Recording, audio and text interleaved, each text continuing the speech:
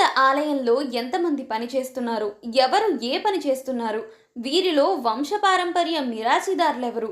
దేవాలయ సిబ్బంది ఎవరెవరు? వారికి అందుతున్న జీతభత్యాలెంత? ప్రసాదంలో భాగాలెంత? వారి ఉద్యోగాలు ఎప్పుడు మొదలయ్యాయి? ఎవరి అధికారంతో వారు పనులలో చేరారు? ఒక్కొక్కరికి పనేంటి? బాధ్యత ఏంటి? ఇలా తిరుమల సిబ్బంది చరిత్రను తెలియజేసే వివరాలేంటో మీకు తెలుసా? ఏముంది, గూగుల్ తల్లిని అడిగితే చెప్పేస్తుంది అని అనుకుంటున్నారా? ఈ వివరాలన్నీ ఇప్పటి గురించి కాదు, కానీ ఆ వివరాలన్నీ పొందుపరిచింది ఎవరో తెలుసా? తిరుమల ఆలయానికి సంబంధించిన లెక్కపత్రాలన్నీ అప్పటి నుంచి గ్రంథస్థమయ్యాయి. ఆనాడు వారు తయారు చేసిన పట్టియే నేటికి ప్రామాణికం.